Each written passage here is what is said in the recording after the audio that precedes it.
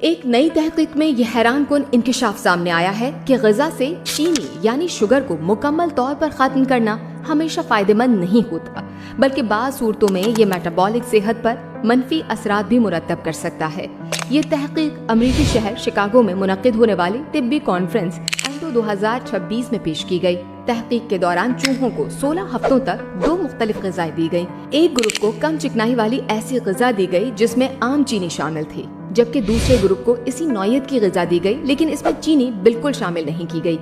نتائج سے معلوم ہوا کہ اگرچہ دونوں گروپس کا وزن تقریباً یکساں رہا، تاہم چینی سے مکمل پرہیز کرنے والے چوہوں میں کئی غیر متوقع صحت کے مسائل سامنے آنے لگے۔ سائنسدانوں کے مطابق چینی سے مکمل طور پر محروم چوہوں میں خون میں شوگر کو کنٹرول کرنے کی صلاحیت متاثر ہوئی، انسولین کی مزاحمت میں اضافہ دیکھا گیا، میٹابولک خرابیوں کی علامات ظاہر ہوئیں، آنتوں میں موجود مفید بیکٹیریا کا توازن بگڑ گیا، آنتوں کی سوزش میں اضافہ